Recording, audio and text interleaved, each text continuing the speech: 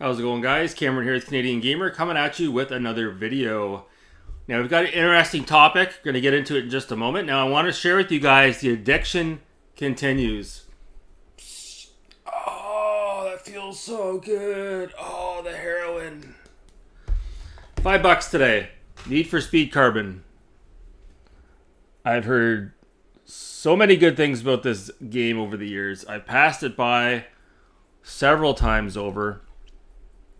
Now, this game, interestingly enough, developed by EA Black Box, which I believe was based out of Canada. I could be wrong. Was it Vancouver? Anyhow, this is one of those cross-gen releases. So this was released on the PS2. Not quite sure if it was on the OG Xbox, but it did come out on the PS3 and the Xbox 360. I've got the PS2 version. Again, $5. I'm really building up an impressive racing, almost a subset, if you will, on the PS2 racing collection. And would it be nice to have this on the PS3? Yeah, but you know what? Sometimes the rougher looking graphics on the PS2, when you're looking at it through the lens of a gamer in the year 2023, maybe I'm wrong, but I find sometimes aesthetically I prefer the look of the roughness, the rough look of the PS2 game over the PS3 game, if that makes any sense. Let me know in the comments below if you guys echo the same sentiments. So what we're going to do today is we're going to talk about video games and bad parenting. Oh, taboo subject. Oh, CG's not allowed to have an opinion. He doesn't have any kids. Hey, I used to be a kid. And growing up, I experienced what we're about to talk about. I experienced it, firsthand. Now, so there's a couple things I want to talk about. The first thing, not to name names, I've noticed watching a lot of retro game channels on YouTube. There are a lot of parents out there that seem to be forcing retro gaming onto their kids. And when you look at their kids, sometimes these channels show footage of like Couch Co-op as an example. A lot of these kids really don't look like they're into it. And frankly, nor should they, because they weren't around back then when these consoles were out. So obviously, you know, they're going to have a limited interest or limited appeal in these consoles like Sega Genesis, Super NES, NES. If your kid's 12 years old, as an example, how on earth do you expect your kid to be into the NES maybe even the original Xbox, as an example? You know, these kids are talking to their friends on the schoolyard, and most of them are playing the Nintendo Switch, maybe the PS5, maybe the Xbox Series console. So, to answer my own question, I guess, you know, if I did have a kid, would I force retro onto my kid?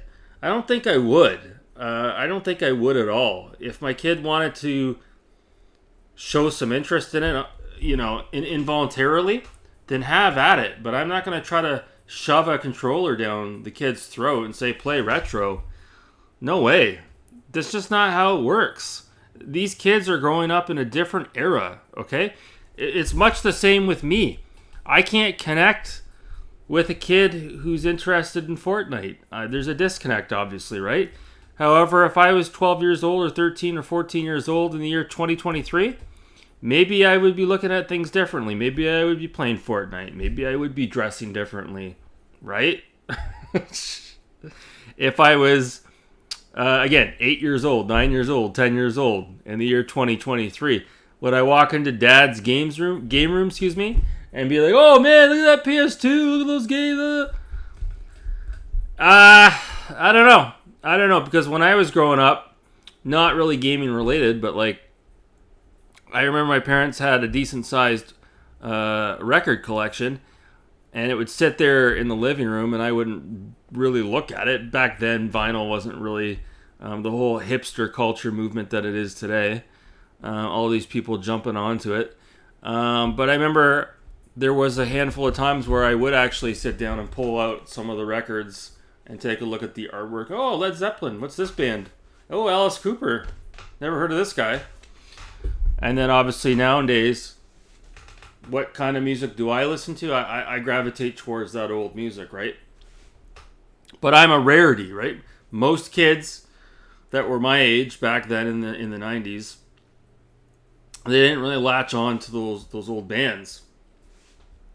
So again, when you're talking about retro games, retro video game consoles as an example, I would never expect my kid to want to show interest in these older consoles, and I wouldn't try to shove it down their throat either. And that goes for anything. I've talked about it on this channel before, but it's a big problem in Canada where parents love to force feed hockey down their kids' throats. Or sometimes, if a parent has a couple of daughters, they'll enroll their daughters into cheerleading as an example. I've seen that before. Oh, God. So, yeah, it's the same with video games as well. If you want my opinion on it, if you're into retro gaming as a parent, let your kid explore that stuff organically. And if they show interest on their own, that's great. But I wouldn't try to stick a controller in their hand. Kind of like I talked about it before, but when I was growing up, when I was wee high, in school I would grab a crayon with my left hand, and the teacher would take it out of the left hand and, no, you gotta put it in your right hand. You gotta be right-handed, excuse me. There's always a right way of doing things. Little did we know, there's more than one way to skin a cat, right? So the other thing I wanted to talk about, it sort of ties in a little bit of a segue into my next topic here. As a parent, do you control or limit how much your child or your kid is able to play video games? So as an example, when they come home from school, do you set down a set of ground rules and tell your child, hey, you can't game until you finish your homework? So let me just explain to you how it was when I was growing up. So you guys that are younger, you don't realize how it was back then, okay? In a household, you were lucky if you had one TV. You had one CRT, okay? There was no TVs in your bedrooms, okay? If anyone had a TV in their bedroom, it was your parents, okay? For one thing, CRTs were fucking heavy. So again, it stays in the living room. So growing up, I would come home from school and I'd be able to play games on the CRT. So let's say I come home at 3:30. And then parents come home later on in the night, around 5:30, 6:30 at night. Well, as soon as they come home, okay, we sit at the dinner table and eat dinner, okay? And then it was fucking hockey night in Canada. The Leafs were playing, or Montreal was playing. And that started at like 7:30. And there'd be Western games that would come on after, as an example. And so, as a family, we would be sitting in the living room and we would be watching TV together, whatever it was. Seinfeld, hockey. Okay, there was no dad on the couch, mom in the rocking chair, and CG sitting there hogging the TV playing on his Super NES. It wasn't happening. It was not fucking happening.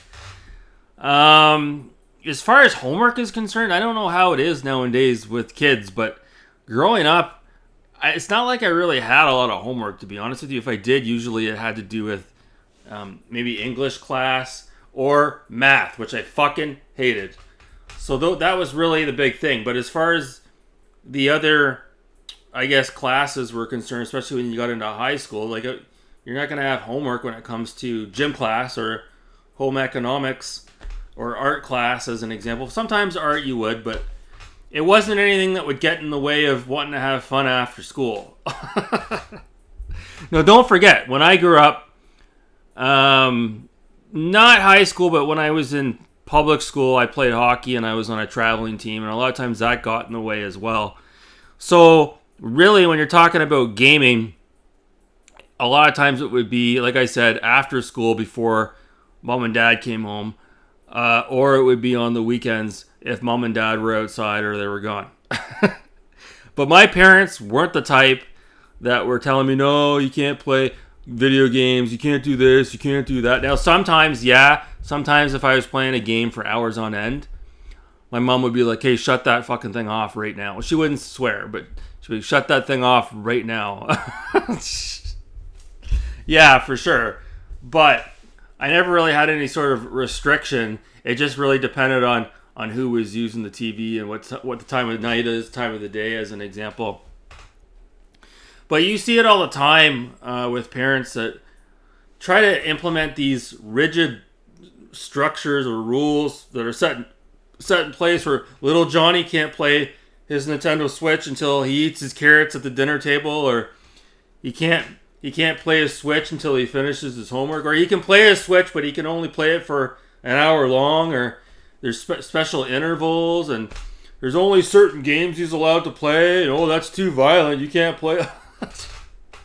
I'm different. I don't feel that way.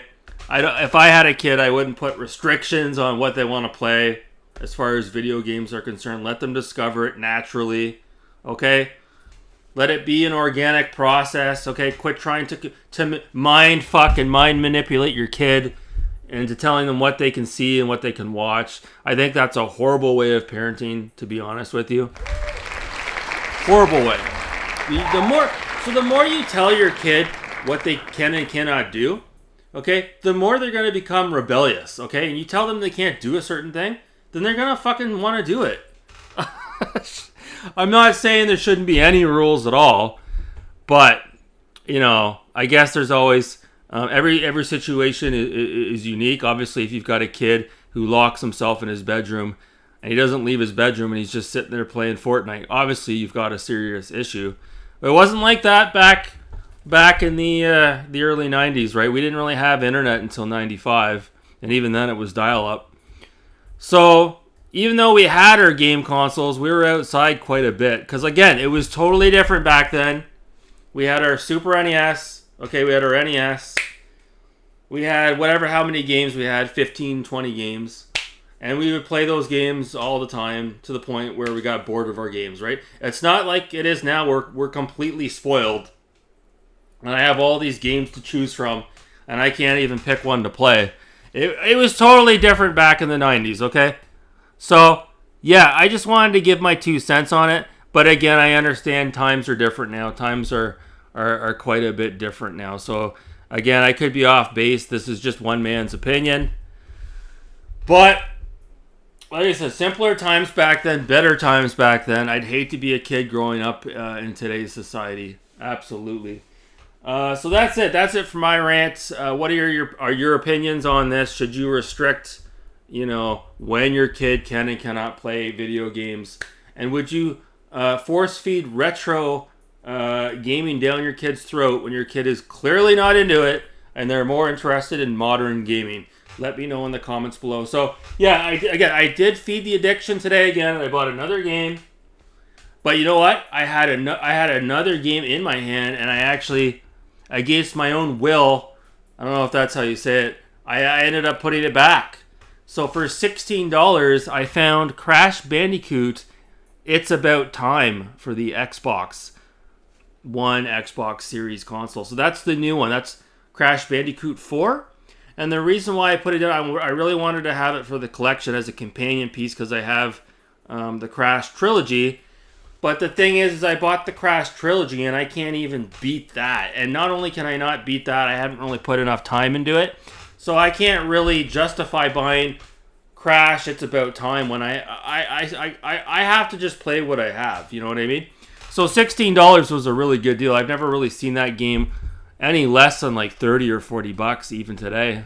But I had to put it back. I cannot be buying that right now. This was a different story. This was $5. So that's it. I'll cut it off there right at the 15-minute mark. Let me know what you guys think about these hot topics. And until next time, guys, thanks so much for watching. Have a good night.